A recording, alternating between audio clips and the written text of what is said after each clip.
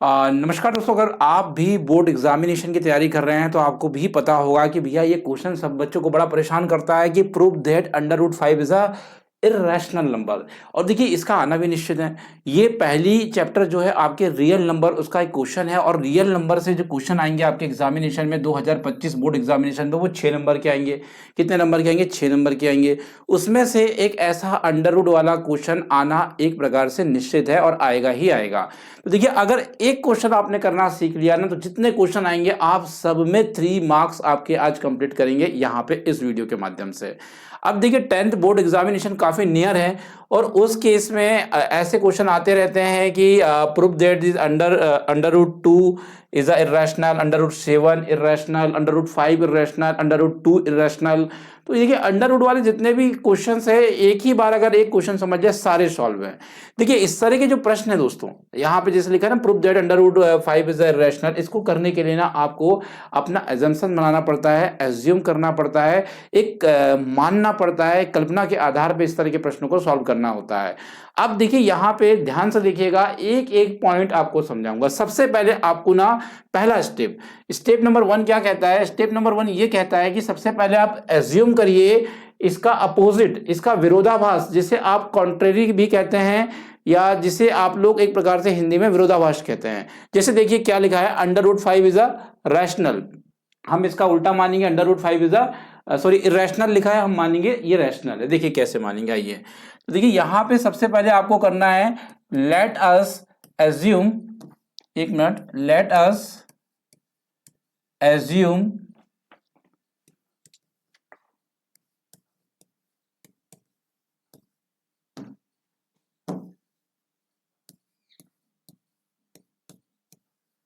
देखिए let assume the contrary that under root 5 is rational number. क्या मानना है? सबसे पहले आपको सबसे पहली लाइन यही होगी, सभी बच्चों की होगी। देखिए क्या लिखना है, let us assume to contrary that under root 5 is a rational number. ये चीजें सबको क्लियर है। अब कोई भी क्वेश्चन आ जाए, ये लाइन सब में काम करेगी भैया, यहाँ पे सब में करिए। हिंदी मीडियम वाले क्या लिखेंगे, माना कि विरोधाभास यहाँ पे अंडर रूट 5 एक परिमेय संख्या है। बड़ा आसान सा क्वेश्चन है, पहली लाइन याद कर लो। अब दूसरे चरण में क्या करना है, दूसरे चरण में ना आपको अंडर रूट 5 लेना है मित्रों, दूसरे चरण में आपको, और उसमें ना 2 को प्राइम नंबर लेना है, ए और बी। जरूरी नहीं है कि आप ए और बी लो, आप पी क्यू ले लो, एक्स वाई जेड ले लो, कुछ भी ले लीजिए, आपकी मर्जी है।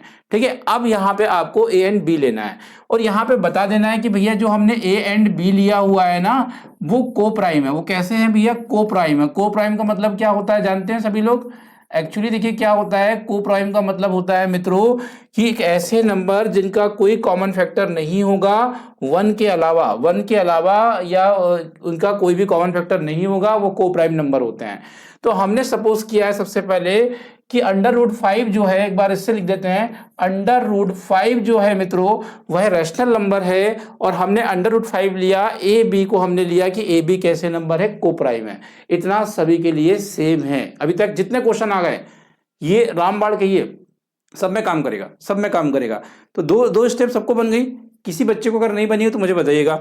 अब यहाँ देखिए क्या है, अब आपको ना सबसे पहले क्या करना है, बॉस साइड स्क्वेयरिंग करना है ना। यहाँ पे बॉस साइड, या आप लिख सकते हैं कि स्क्वेयरिंग। ठीक है, यहाँ पे समय ज्यादा लग रहा है ये सब करने में, तो कोई बात नहीं है।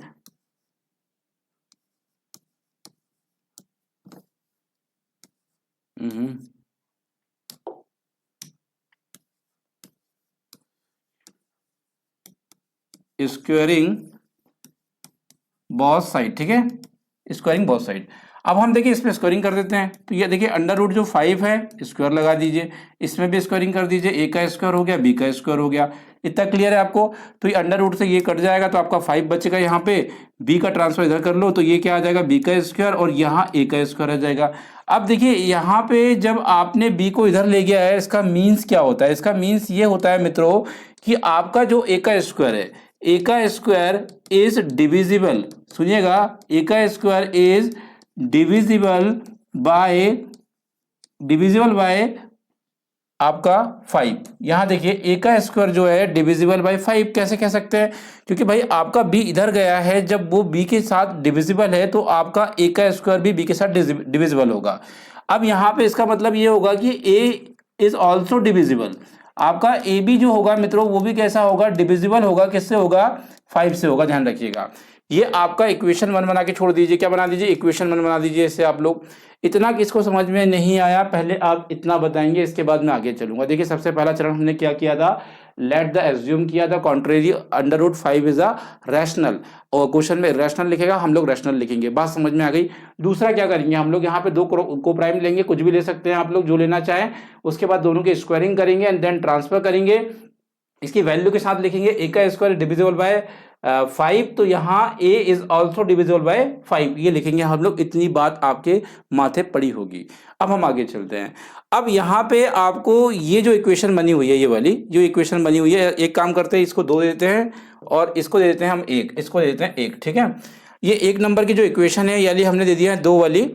1 नंबर की जो इक्वेशन है दोस्तों, उसमें ना हमको एक इंटीजर लेना पड़ता है। ये एक तरीका ही है इसे सॉल्व करने का। क्या बताएं, इनकी तरीके हैं। अब यहाँ देखिए क्या होता है, ये एक इक्वल में कोई भी इंटीजर ले लीजिए। सपोज करिए कि मैं लेता हूँ ए इक्वल से 5m इंटीजर लेता हूँ। ध्यान रखने वाली बात यह है कि जैसे यहाँ अंडर रूट 5 हम लोग सॉल्व कर रहे हैं तो यहाँ 5 ही लिखना, अंडर रूट 2 सॉल्व कर रहे हैं तो यहाँ 2 लिखना, अंडर रूट 7 कर रहे हैं तो यहाँ पे 7 लिखिएगा, बस इतना ध्यान रखिएगा, ठीक है। तो ए का स्क्वायर यहाँ पे कितना हो गया, 5m हो गया भैया। ये हमने सपोज किया है। यहाँ पे m क्या है आपका, m जो है आपका सम इंटीजर है। क्या है भैया, सम इंटीजर है जो आपका क्या है, m है। ये ध्यान रखने वाली बात है कि m इज सम इंटीजर। अब यहाँ पे हमको पुट कर देना है उसे। जैसे ही हम लोग पुट करेंगे इक्वेशन 1 में, इक्वेशन 1 में पुट करेंगे। इक्वेशन 1 क्या है हमारे पास, ये है भैया इक्वेशन 1 आपकी, और इसमें पुट करना है। तो इक्वेशन 1 है आपके पास 5b का स्क्वायर इक्वल से कितना हो जाएगा, यहाँ पे a का स्क्वायर है तो 5m का स्क्वायर हो जाएगा। मित्रों समझ में आ गया। ये देखिए a के स्क्वायर की जगह हम ये 5m को रख देंगे। 5m करेंगे तो भैया 25m का स्क्वायर आ जाएगा। अगर मैं 5 से काट दूं तो गलत नहीं होगा, 5m 25 हो जाएगा। तो कितना आएगा हमारे पास, b का स्क्वायर बराबर से कितना आ रहा है हमारे पास, 5m का स्क्वायर आ जा रहा है। क्लियर है आपको, इतना 5m का स्क्वायर आ रहा है। अब हम ये भी तो कह सकते हैं कि जो आपका b का स्क्वायर है इज डिविजिबल, क्या कह सकते हैं हम लोग, इज डिविजिबल बाय 5। ये क्या है भैया, 5 से डिविजिबल है, ध्यान रखिएगा।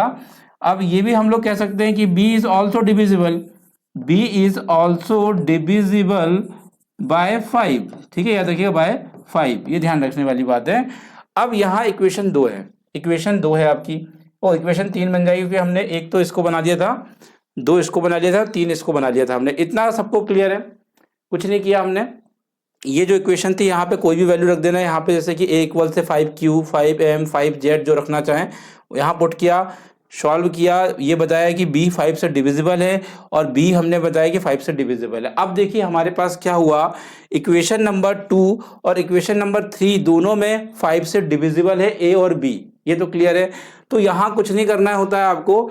ऐसे केस में आपको सिर्फ ये लिखना है कि यहाँ फ्रॉम 1 and 2 क्या लिखेंगे आप लोग, यहाँ पे फ्रॉम आपका क्या है भैया, second and third, sorry second and third से आप कर रहे हैं।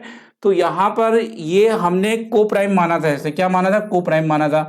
बट एक्चुअल क्या हो रहा है, कॉमन फैक्टर आ गए हैं। को प्राइम नंबर क्या होते हैं, जिसके कॉमन फैक्टर नहीं आते हैं। अब यहाँ तो भैया a का भी 5 से डिविजिबल है, b भी 5 से डिविजिबल है, दोनों के कॉमन फैक्टर हैं।